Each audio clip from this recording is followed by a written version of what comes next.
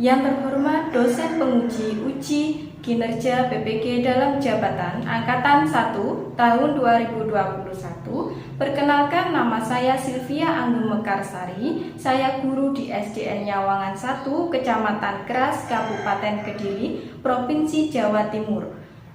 Pada kesempatan hari ini, Senin 19 Juli 2021, saya akan melaksanakan kegiatan praktik pembelajaran untuk memenuhi uji kinerja PPG dalam jabatan Angkatan 1 tahun 2021 dengan mengambil tema 1, indahnya kebersamaan, subtema 2, kebersamaan dalam keberagaman, pembelajaran 1 kelas 4. Untuk lebih jelasnya, berikut praktik pembelajaran yang saya laksanakan. Mohon masukan dan saran agar pembelajaran saya lebih baik lagi. Terima kasih atas perhatiannya. Wassalamualaikum warahmatullahi wabarakatuh. Pagiku cerahku, matahari bersinar, ku gendong tas merahku di pundak. Siap, gerak, maju depan, gerak, tegak, gerak, hitung mulai. 1, 2, 3, 4, 5.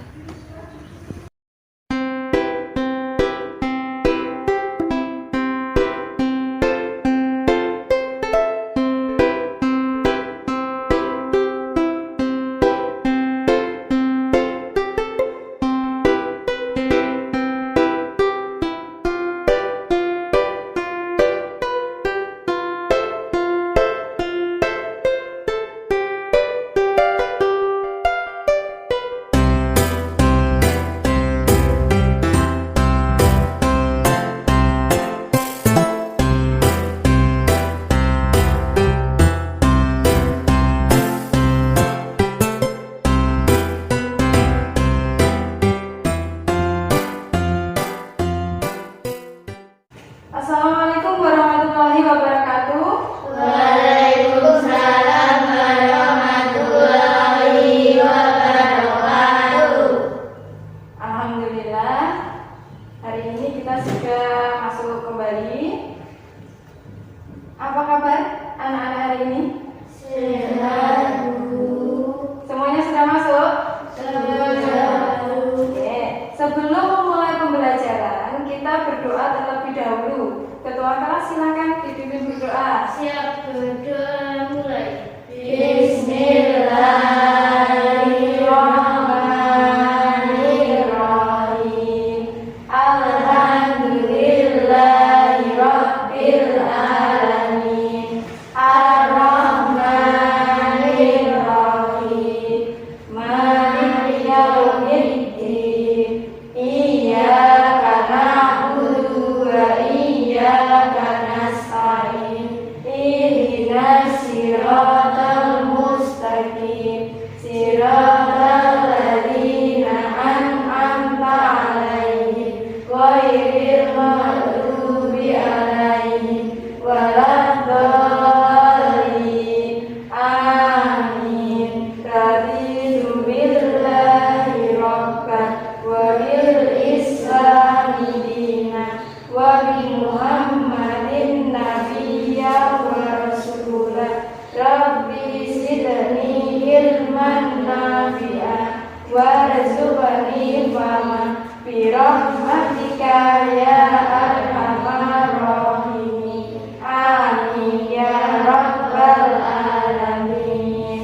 Alhamdulillah, anak-anak hari ini sudah datang tepat waktu, ya, sudah datang tepat waktu, kemudian sudah memakai seragam yang sudah ditentukan, kemudian sudah membawa peralatan sekolah yang sudah sesuai jadwal. Nah, itu semua merupakan contoh sikap disiplin anak-anak. Nah, sikap disiplin ini adalah sikap yang harus anak-anak terapkan di kehidupan sehari-hari agar tujuannya itu untuk mencapai cita-cita anak-anak. Jadi untuk meraih cita-cita yang anak-anak inginkan, itu kuncinya adalah sikap disiplin.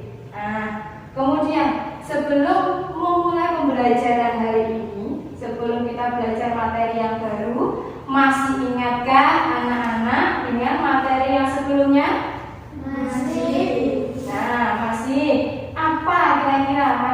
sudah kita pelajari kemarin apa? Angkat tangan yang tahu.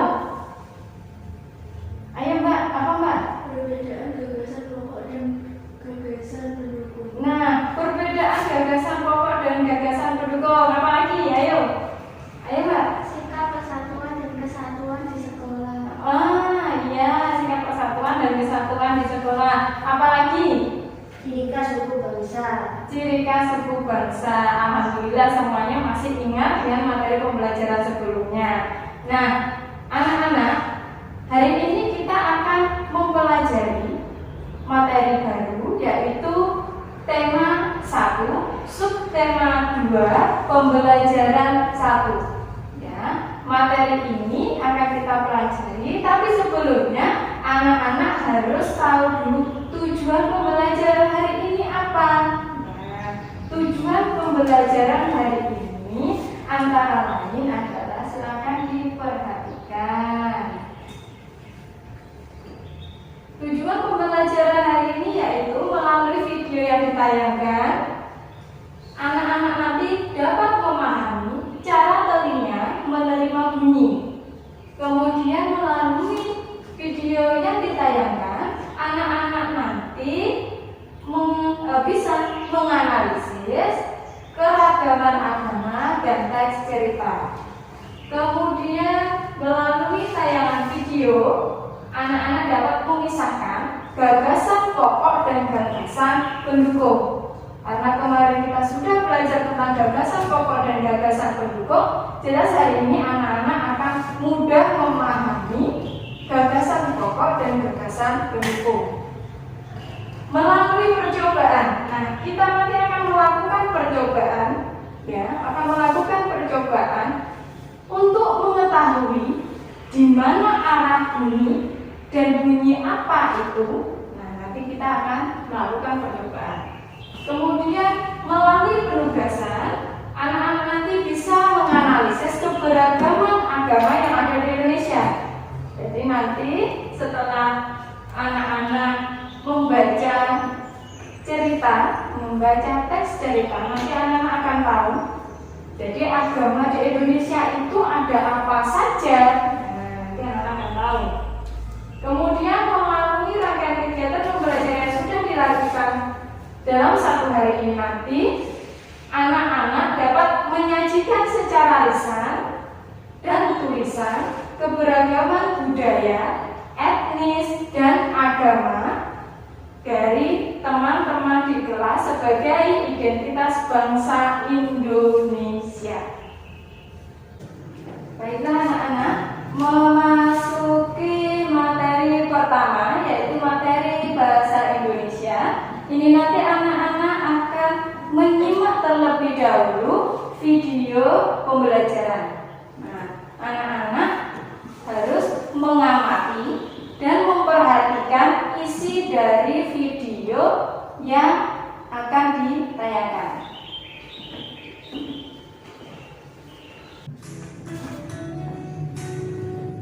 Gagasan pokok. Gagasan pokok adalah ide utama yang dibahas dalam suatu bacaan. Dapat berupa kalimat inti atau berupa pokok paragraf. Gagasan pokok disebut juga ide pokok, gagasan utama, ide utama, atau pokok pikiran.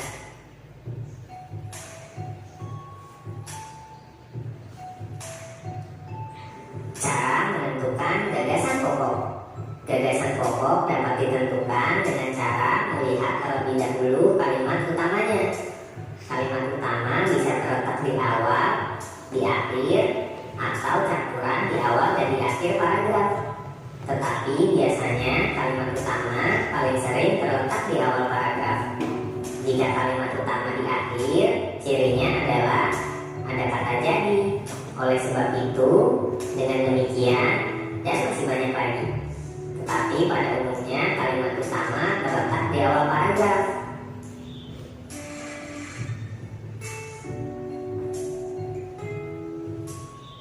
Kita lanjutkan ke gagasan pendukung. Gagasan pendukung adalah uraian atau tambahan informasi untuk gagasan pokok. Gagasan pendukung dapat ditemukan pada kalimat yang jelas.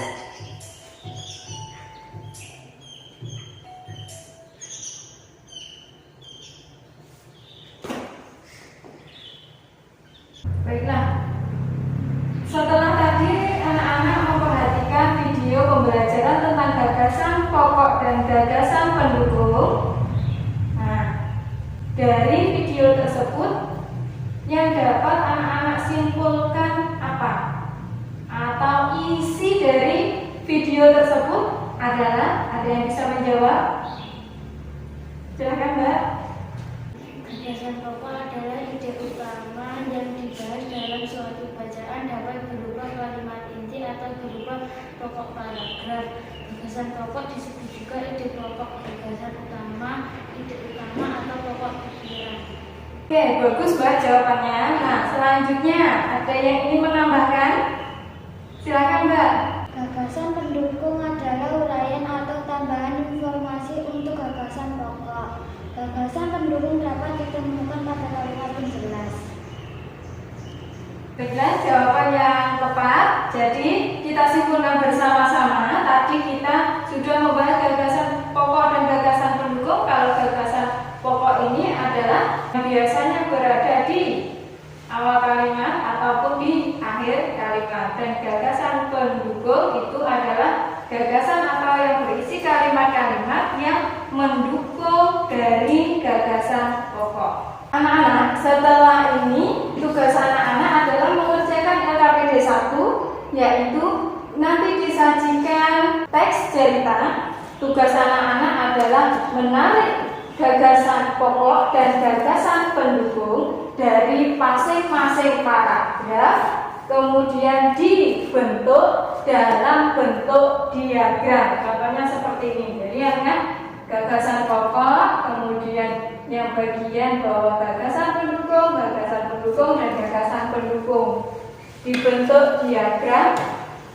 Yang pertama langkahnya adalah dibaca dulu teksnya, kemudian dianalisis per paragraf. Di paragraf itu ada gagasan pokoknya di mana, gagasan pendukungnya di mana.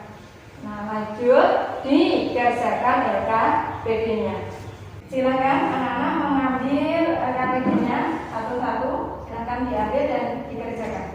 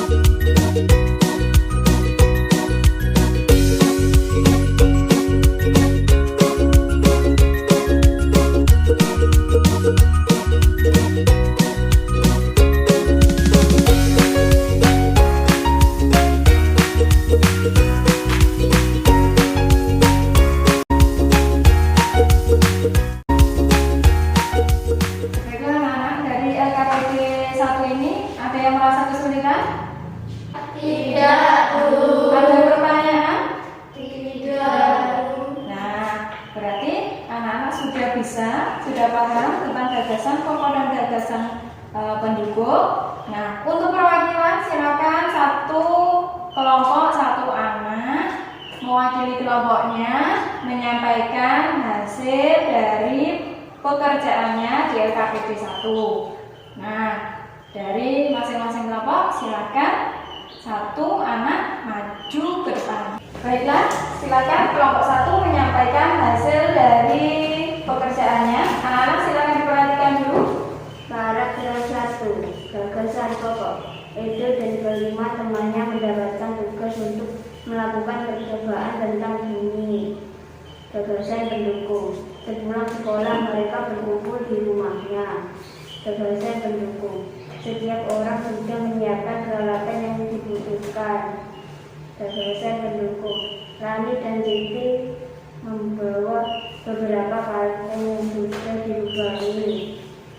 Gagasan pendukung. Udin dan Gani membawa benang kasur. Gagasan pendukung. Mereka berkumpul di halaman depan rumah. Gagasan pendukung. Keenam sekawan siap bekerja sama melakukan percobaan. Nah, dari kelompok 1 tadi, paragraf 1 sudah diuraikan gagasan pokok dan gagasan pendukung. Sudah benar anak-anak? Sudah sama semua ya? Ya, baiklah. Silakan kelompok 1, silakan duduk. Baiklah, dari semua kelompok yang sudah maju, Bu Silvi simpulkan di materi gagasan pokok dan gagasan pendukung ini semuanya sudah paham. Jadi di mana letak gagasan pokok dan di mana letak gagasan pendukung, anak-anak sudah memahami. Ada yang ingin ditanyakan lagi? Tidak. Nah, kalau begitu silakan LKPD-nya dikumpulkan.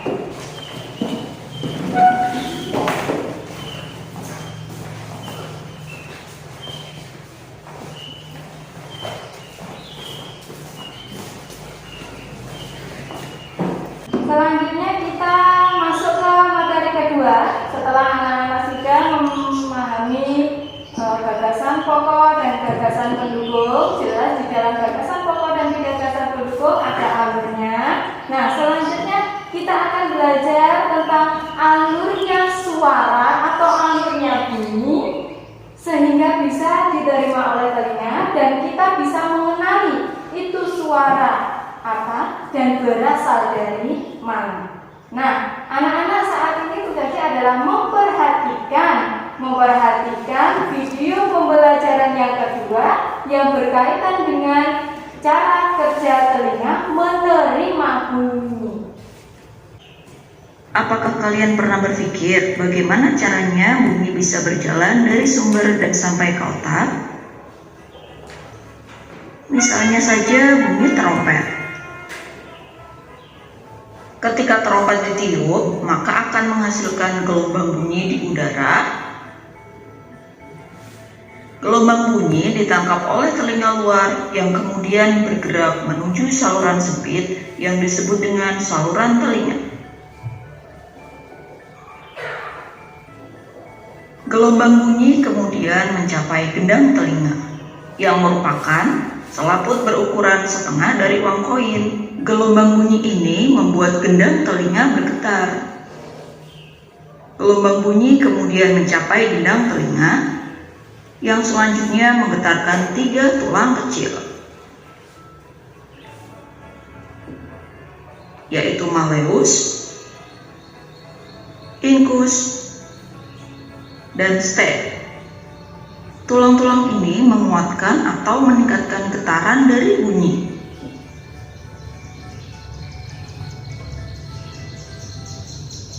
Yang kemudian meneruskannya ke koklea.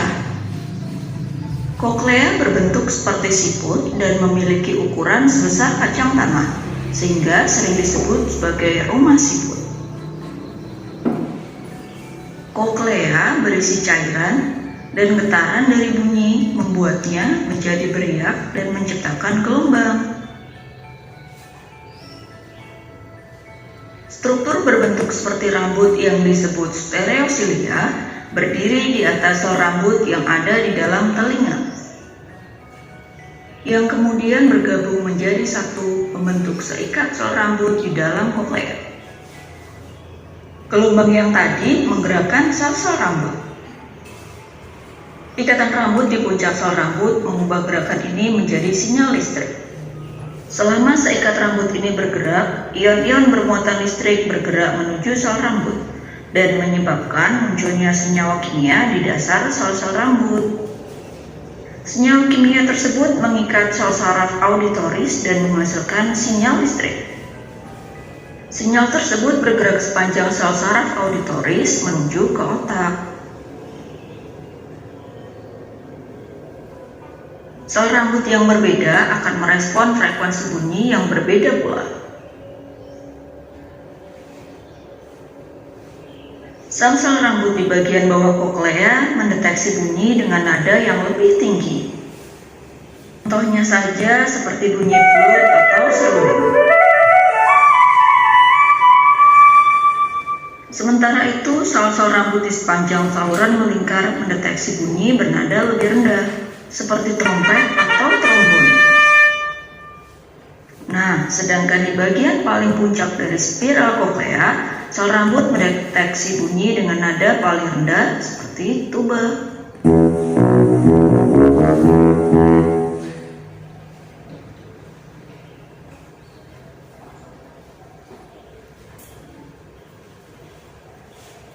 Selanjutnya, sel saraf auditoris membawa sinyal listrik ke otak dan menafsirkan pesan sebagai bunyi yang bisa kita mengerti dan nikmati.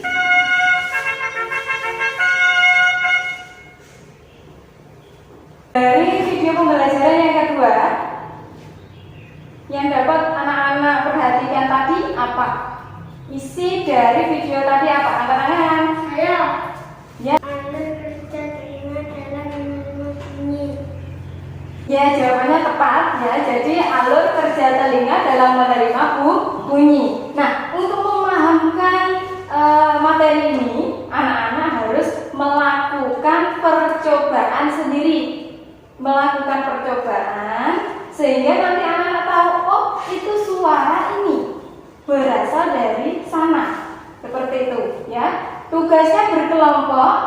Silakan alat ini digunakan untuk membuktikan alur kerja telinga menerima bunyi sehingga kita bisa mengenali bunyi, bisa mengenali jenis bunyi dan arah datangnya bunyi.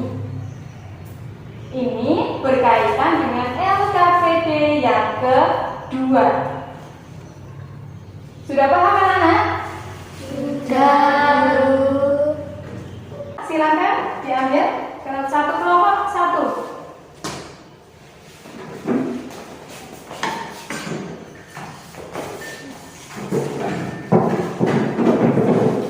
Silakan LKPD-nya dibaca dulu, dipahami langkah kerjanya, dipahami langkah-langkahnya.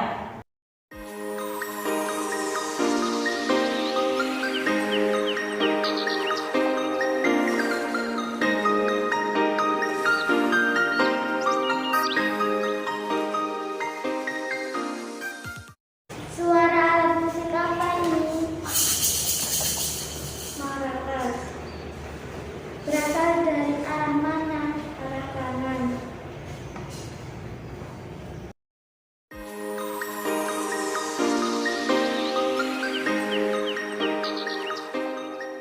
Suara alat musik apa ini?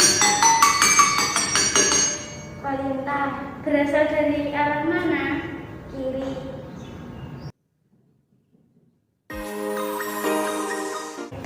Suara alat musik apa ini? Kendang.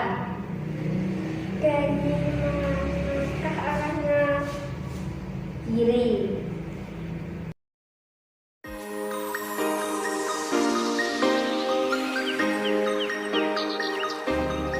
Baiklah anak-anak, dari LKPD 2 ini ada yang merasa kesulitan? Tidak, Bu. Nah, berarti anak-anak sudah paham dari nama-nama bunyi alat musik yang sudah anak-anak pegang dan arahnya juga sudah paham. Selanjutnya anak-anak nanti perwakilan maju ke depan menyampaikan kesimpulan dari percobaan yang anak-anak lakukan. Di kelompok 1 silakan.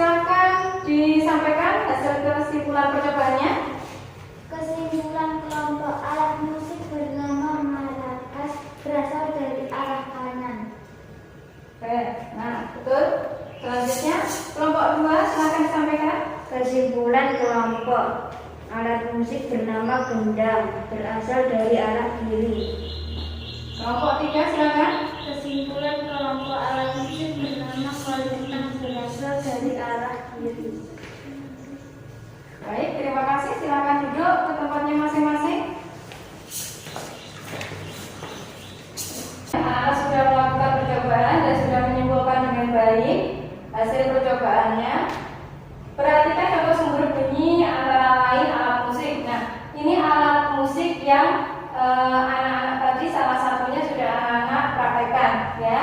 Ada biola, ada maracas, ada gendang. Nah, sumber bunyi yang didapat adalah setelah anak-anak tadi melakukan percobaan, anak-anak tahu cara membunyikan alat musik ini caranya berbeda-beda, tergantung nama atau jenis alat musiknya. Berbeda-beda sehingga menghasilkan suara pun juga akan berbeda. Selanjutnya kita akan masuk ke materi IPS, anak. Materi yang terakhir yaitu materi IPS. Materi IPS ini adalah kalau anak-anak tadi sudah belajar tentang bermacam-macam alat musik. Alat musik ini juga berasal dari daerah yang berbeda-beda. Nah, ini adalah salah satu contoh keragaman budaya di Indonesia. Kemudian materi IPS akan membahas tentang keberagaman, tetapi keberagaman dalam bentuk keyakinan, yaitu agama. Nah, perhatikan dulu video yang Silvi putar. Nanti silakan disimpulkan isi dari video tersebut apa. Silakan diperhatikan. Dalam suasana keragaman beragama, setiap warga negara Indonesia dijamin haknya untuk memeluk keyakinan atau kepercayaan masing-masing. Di Indonesia terdapat 6 agama yang diakui negara. Keenam agama atau kepercayaan itu yaitu Islam, Katolik, Kristen, Hindu, Buddha, dan Konghucu.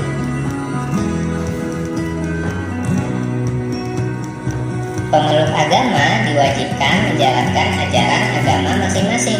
Setiap agama memiliki tata cara beribadah, kitab suci, dan tempat ibadah yang berbeda.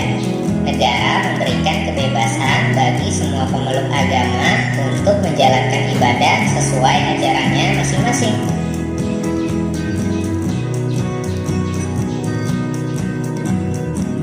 Agama Islam. Rumah ibadah umat Islam adalah masjid. Kitab sucinya yaitu Al-Quran. Hari besar agama Islam antara lain Idul Fitri, Idul Adha, Maulid Nabi Muhammad, dan Isra Miraj.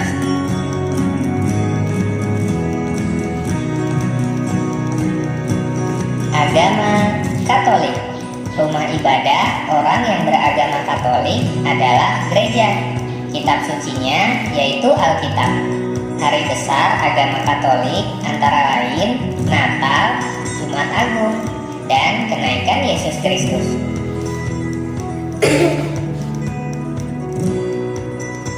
Agama Kristen. Rumah ibadah orang yang beragama Kristen adalah gereja. Kitab sucinya yaitu Alkitab. Hari besar agama Kristen antara lain Natal, Jumat Agung, dan kenaikan Yesus Kristus.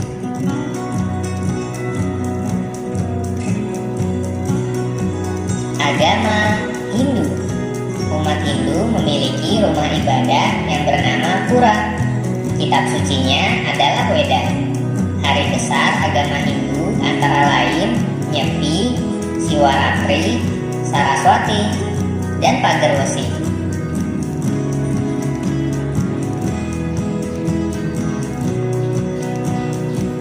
Agama Buddha.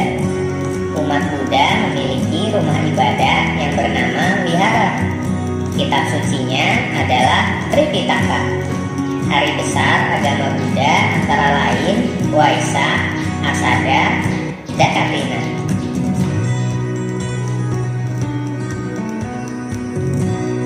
Agama Konghucu.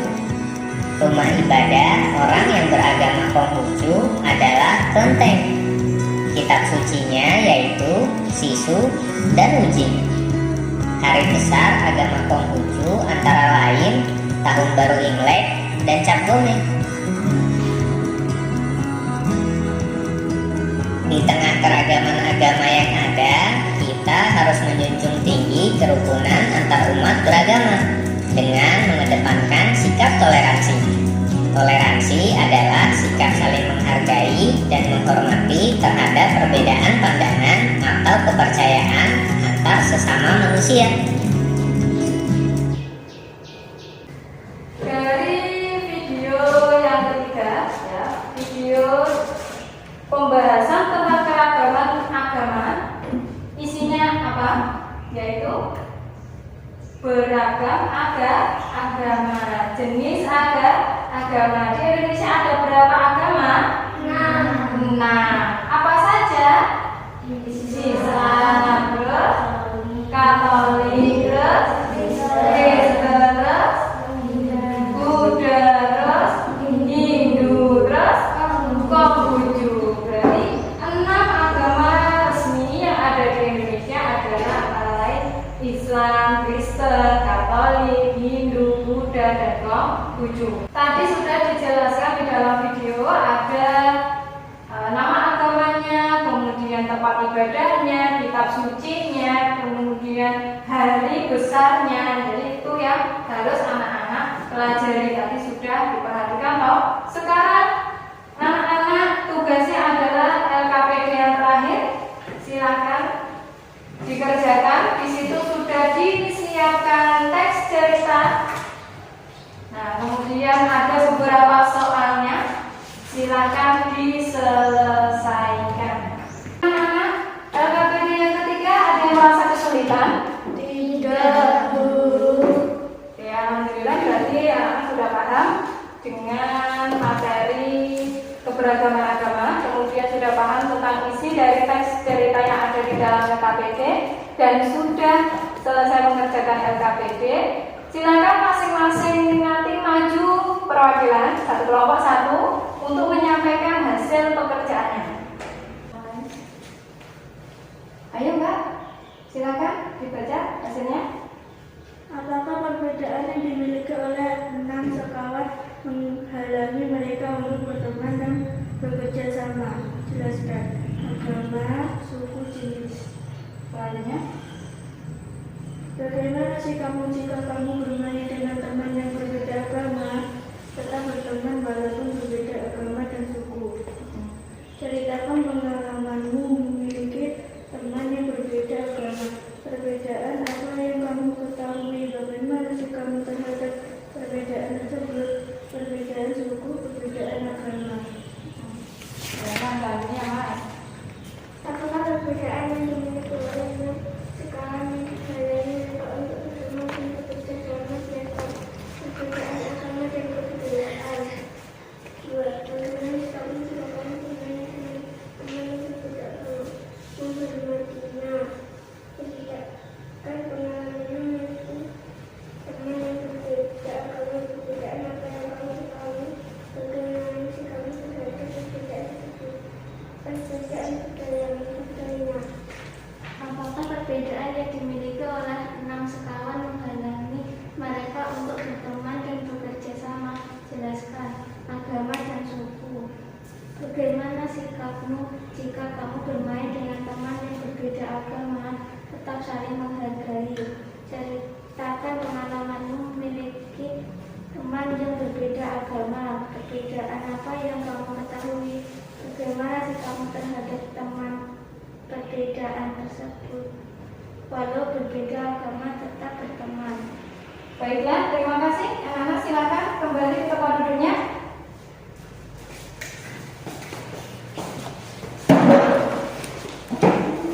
Alhamdulillah, LKPD 3 sudah selesai. Jadi kita akan menyimpulkan hasil dari pembelajaran 1 hari ini, ya. 1 hari ini kita sudah belajar banyak. Kita sudah belajar tentang gagasan pokok dan gagasan pendukung. Kita sudah belajar tentang alur kerja telinga. Kemudian kita juga sudah belajar tentang keberagaman agama. Nah, dari materi yang sudah kita simpulkan ini, atau dari materi yang sudah kita pelajari hari ini, Apakah anak-anak masih ada pertanyaan? Tidak, Bu. Sudah paham? Sudah, Bu. Nah, bagaimana perasaan anak-anak sehari ini? Apakah pelajaran hari ini menyenangkan? Menyenangkan, Bu. Ya, terima kasih. Nah, alhamdulillah kalau sudah paham tentang materi hari ini, anak-anak jangan sampai lupa nanti di rumah belajar untuk materi besok. Materi besok adalah pembelajaran yang kedua. Jadi tema 1, subtema 2, pembelajaran kedua. Ya.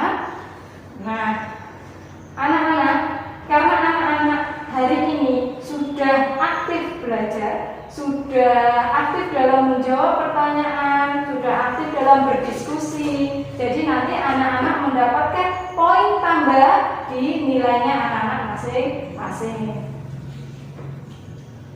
Jangan pernah putus asa, jangan malas belajar, ya. Di rumah tetap rajin belajar meskipun kita sedang tatap muka terbatas.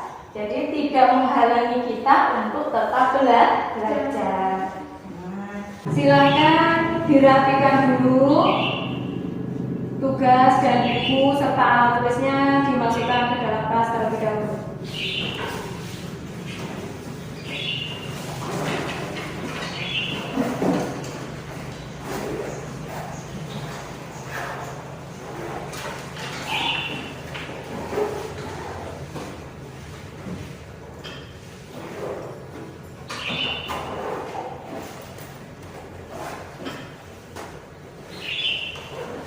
Untuk mengakhiri pembelajaran, silakan ketua kelas memimpin berdoa.